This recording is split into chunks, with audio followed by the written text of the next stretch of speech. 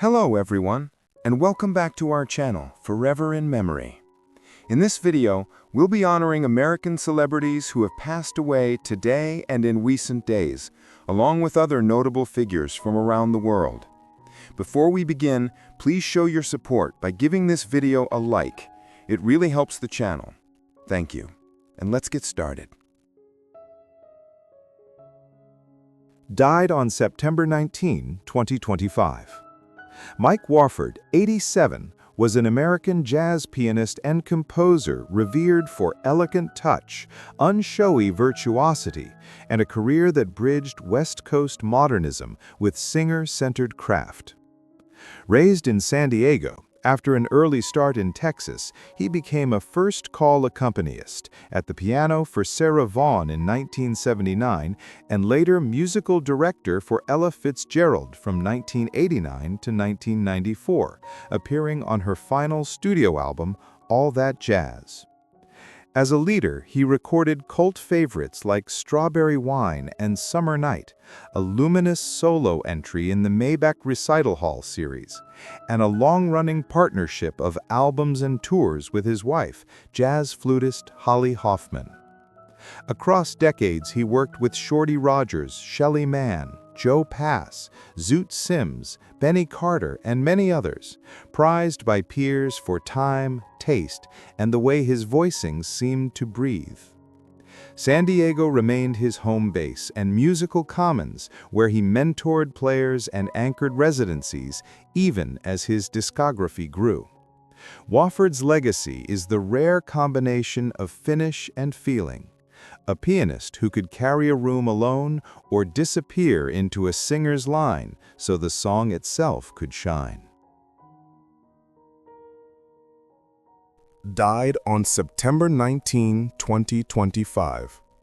Brian Neal was a Manx-born painter-turned-sculptor whose welded abstractions and quietly exact teaching shaped post-war British sculpture. Trained at the Royal Academy Schools after Douglas School of Art, he shifted from painting to metal in the early 1960s, mastering fabrication's clean lines and engineered balances. A breakthrough Whitechapel show in 1966 preceded his election to the Royal Academy. He was the first abstract sculptor admitted in 1974, and decades of influence followed. Professorships and leadership roles at the RA, long service on the Royal College of Art's sculpture faculty, and work that entered major collections in Britain and abroad. Rooted in the Isle of Man and a founding figure in its Arts Council, Neal stayed connected to home, even as his career centered on London studios and galleries. Late honors acknowledged the span of that life in art, among them an MBE in 2019, and tributes after his death described a generous mentor and meticulous curator as well as a maker. Fittingly, his final public piece, Ellipse, is slated for unveiling in the Tynwald National Park and Arboretum, a last conversation between his forms and the landscape that first shaped his eye. Died on September 20, 2025. Zubeen Garg, 52, was the Assamese superstar whose voice jumped borders and genres, an all-terrain singer-composer who moved from campus rock and Bihu folk to Bollywood ballads and Sufi pop without losing the grain of home.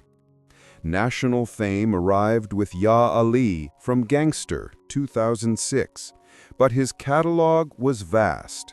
Assamese and Bengali albums that defined youth culture in the Northeast, film scores, acting and directing credits, and sessions in 40-plus languages that made him a rare pan-Indian polyglot of melody. He died in Singapore after a scuba diving accident, a day before he was slated to perform at a Northeast India festival there.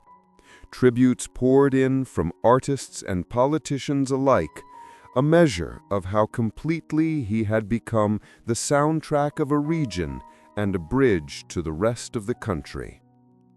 Born Zubeen Barthakur in Meghalaya and raised in Assam, he broke through with the Assamese album Anamika 1992 and spent 3 decades writing, arranging, and producing songs that treated hooks and folklore with equal respect.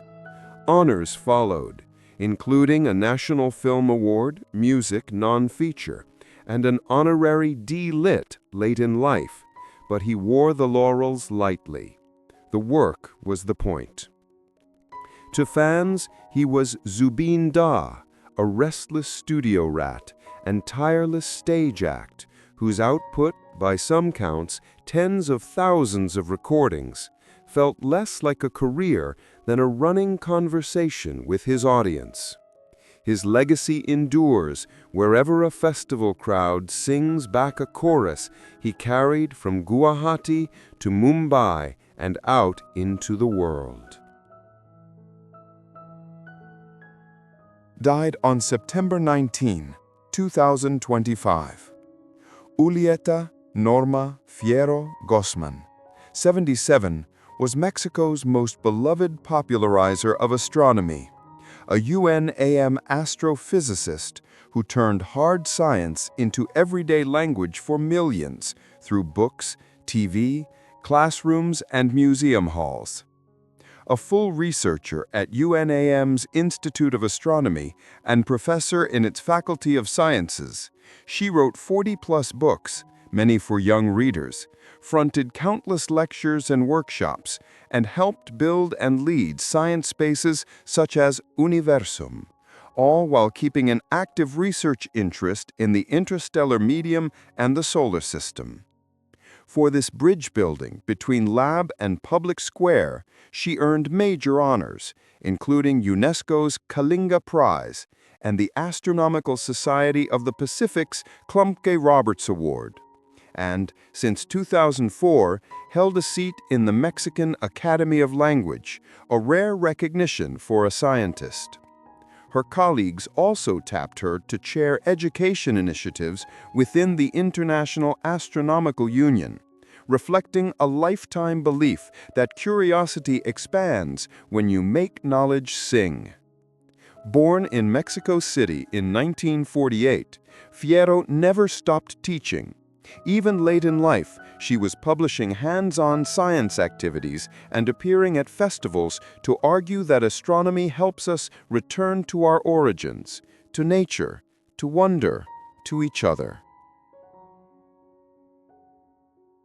Died on September 20th, 2025.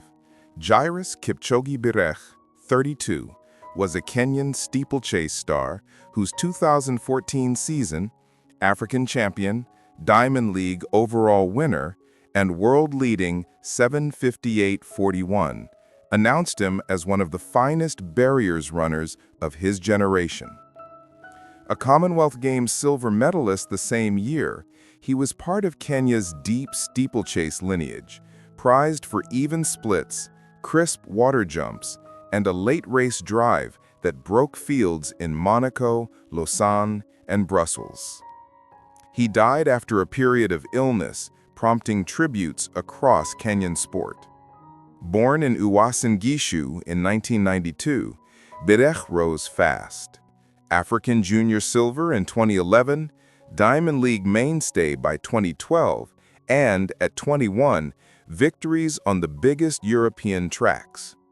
His 7:58.41 in 2014 made him the 11th man under 8 minutes and pushed him into the steeplechase all-time top 10. Coaches lauded his economy over barriers. Rivals talked about his relentlessness between them.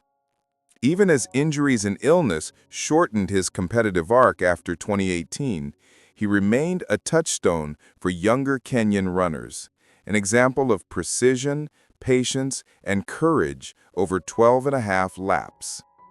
He is remembered as a champion in results and in craft, a runner who made the most technical event look beautifully simple. Died on September 20, 2025. Hema Sain, 85, was a Pune botanist, teacher, and beloved popularizer of plant knowledge whose life and work were inseparable from her ethic of living lightly on the earth. A longtime faculty member and former head of the botany department at Abasaheb Garware College, 1962 to 2000, she mentored generations of students and kept publishing long after retirement, handwriting dozens of books that mixed taxonomy, local history, and everyday ecology. She was equally famous for her personal experiment in sustainability, decades without a household electricity connection in her boudoir pet ancestral wada, a routine organized around daylight, a solar lamp, a radio, and the animals she cared for. In Pune's markets and college corridors, she was the encyclopedia of plants, a meticulous field guide with a gift for turning street trees and roadside herbs into living lessons. She leaves a city full of former students, neighbors, vendors, and fellow naturalists who learned from her that science can be both exact and intimate, and that a meaningful life can be built from attention, restraint, and care. Born on January 30th, 1974, in Haverfordwest, Wales, Christian Charles Philip Bale would grow into one of cinema's most exacting shapeshifters, an actor celebrated for transformative roles that range from sleek anti-hero to broken boxer, from caped vigilante to political chameleon. Audiences know him for the ferocity of American Psycho, the operatic gravitas of the Dark Knight trilogy, and the bruised tenderness of The Fighter, which brought him an Academy Award. His signature achievement isn't just the hardware. It's the discipline and imagination he brings to building a life on screen from the inside out. Bale's childhood felt like motion itself. His mother, Jenny, had a background in dance and circus performance. His father, David, worked variously in business and activism. The family's moves across Wales and England into Portugal and later to the United States gave him a passport of accents and a knack for observing people closely. He learned early how posture, pace, and tone can tell a story before a word is spoken, habits that would later become the grammar of his acting. School never competed with the pull of performance. As a boy, he picked up dance and stage work, appeared in commercials, and learned what a camera asks of a face. Stillness when you want to fidget. Concentration when the set is chaos. A stint on the West End taught him to trust rehearsal and to carry a scene without telegraphing effort. At home, encouragement came with a practical edge. If you take the work, take it seriously. And Bale proved he could, developing a work ethic that prized preparation over charm. By his early teens, he had a toolkit unusual for his age: precision with voice, fluency with physical detail, and a calm that read as authority in front of an audience. Those qualities drew the attention of directors looking for a young lead who could carry adult material without precocity. Standing on the threshold of his first major screen roles, he'd already formed the habits that would define him. Watch closely, commit fully, and let the smallest choices do the loudest talking. As adolescence gave way to early adulthood, Bale's apprenticeship turned into a career. He moved from commercials and West End stages into television drama, where a small but telling turn as the Tsarevich in Anastasia, The Mystery of Anna, revealed a poise beyond his years. The leap came quickly. Steven Spielberg cast him as Jim in Empire of the Sun, handing a teenager the burden of a war epic. Bale carried it with a startling mix of vulnerability and resilience. The performance felt observed rather than performed, and it set a template for everything that followed. Immersive preparation, precise physical choices, and an ability to let silence do narrative work. The 1990s became his proving ground. He alternated leads and character roles: Henry Hawkins in Treasure Island, the idealistic Laurie in Little Women, the rebellious dancer in Newsies, the clandestine dissenter in Swing Kids, testing range without rushing into a single persona. He slipped into ensembles for auteurs, Henry V, The Portrait of a Lady, chased subculture glamour and Velvet Goldmine, and even lent a clean, boyish timbre to animation, Pocahontas, a reminder that his most identifiable instrument, the voice, was deliberately flexible. Casting directors learned that he could age up or down on camera, that he handled period cadence as easily as contemporary slang, and that he arrived on set with a backstory mapped in pencil margins. The craft hardened quietly. Bale kept notebooks, built physical routines for each part, and treated accents like architecture, foundational rather than decorative. He worked from the outside in, posture, gait, weight, and the inside out, moral temperature, private rituals, meeting in the middle with performances that felt inhabited rather than illustrated. He also learned when not to chase attention. In supporting roles, he could withdraw a fraction and make the scene sharper for his restraint. By the end of the decade, he had completed a rare transition: the child lead who becomes an adult actor without the awkward gap. Smaller films such as Metroland and The Secret Agent confirmed his taste for character over comfort, while television and festival projects kept the muscles warm between larger shoots. What knit it all together was a growing willingness to risk, roles that asked for vanity to be set aside, that allowed awkwardness, cruelty, or fragility to surface without apology. Standing at the threshold of the new millennium, he was ready for parts that would demand complete reinvention, prepared to push body and psyche further if the story required it. The turn of the millennium gave Bale the canvas his method demanded, and he painted in extremes. American Psycho 2000 announced the adult actor in full, icy, hilarious, and terrifying in the same breath, while staking out a theme that would recur in his work: identity as performance, mask as mirror. Then came the physics-defying metamorphoses. For The Machinist 2004, he stripped himself to a spectral silhouette, a body as prop that made insomnia look like a haunting. Months later, he rebuilt into the armored grace of Batman Begins 2005, launching a trilogy that reframed the superhero as a moral and psychological epic. Between capes and cowl, he threaded sleight-of-hand prestige dramas like The Prestige, survivalist endurance with Rescue Dawn, and American Myth recast as hard men with soft centers, 3:10 to Yuma, each time recalibrating voice, weight, and gait until a new person stood where the last one had been. With The Dark Knight 2008 and The Dark Knight Rises 2012, Bale and Christopher Nolan made blockbuster spectacle feel authored. The growl wasn't a quirk, but a shield. The physicality was an ethic, discipline as character.